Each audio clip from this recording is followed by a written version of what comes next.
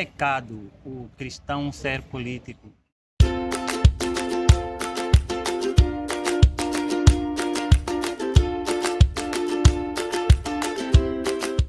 Não é pecado fazer política, até porque nós temos exemplos na Bíblia de pessoas que poderíamos considerar na nossa realidade atual, fazendo processo de contextualização, que estiveram de certa forma envolvidos em questões políticas.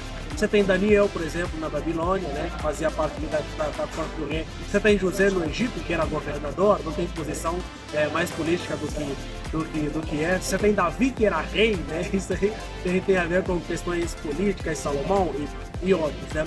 Só que nós precisamos fazer uma leitura da realidade. Qual é a realidade política à nossa volta?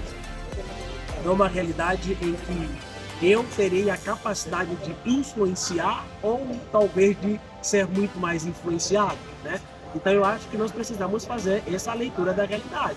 Mas de maneira imediata, fazer parte de um cristão entrar na política não é pecado, muito pelo contrário. Existem aquelas pessoas que foram chamadas para fazer parte da esfera pública, da ala pública. Agora, quando nós estamos falando de uma realidade em que os espaços públicos foram completamente corrompidos, aí é uma outra coisa.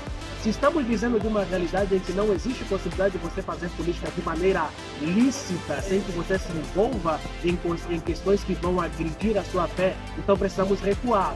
Precisamos primeiro encontrar uma maneira de instruir a nossa sociedade a ponto de transformarmos as pessoas, para que na medida que a sociedade for se transformando, ganhar consciência crítica, moral, né? Onde as pessoas não são levadas por qualquer tipo de ato de corrupção, de sujeira, aí beleza, nós podemos, depois que isso acontecer, entrar na cena política sem nenhum problema. Ou então você pode encontrar algum tipo de partido político onde realmente as pessoas são honestas, se é que tem, né? Onde você não será influenciado. Mas o que nós precisamos entender é o seguinte: a partir do momento que você entra num partido político, você praticamente passa a concordar com aquilo que esse partido político prega.